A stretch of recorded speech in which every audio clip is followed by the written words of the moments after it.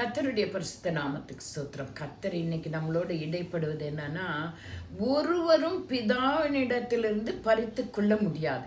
நம்மளை பிதாவினிடத்திலிருந்து ஒருவரும் பறித்து கொள்ள முடியாது.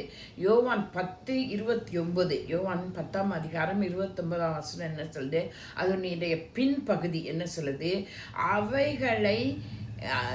அவைகளை என் பிதாவின் கையிலிருந்து பறித்து கொள்ள ஒருவனாலும் கூடாது. ஸோ இங்கே என்ன சொல்லியிருக்கு? அவைகளை.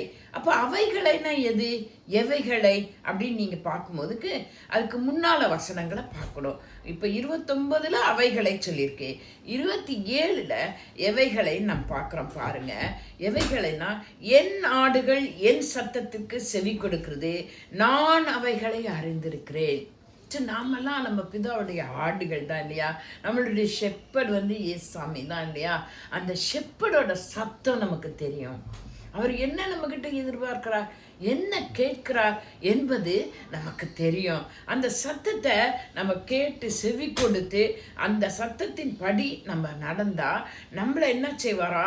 அவர் அறிந்திருப்பார். நம்மளை ஆடுகளாகிய நம்மளை அவர் அறிந்திருப்பார். அப்போ அந்த சத்தம் என்ன?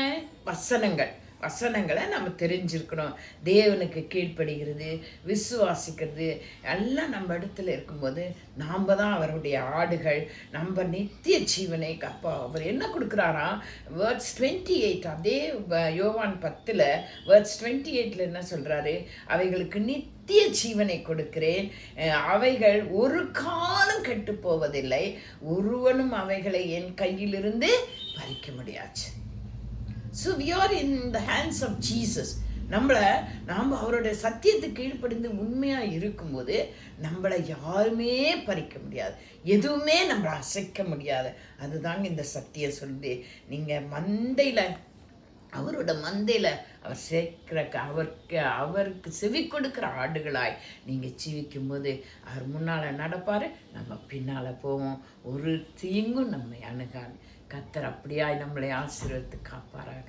God bless you all.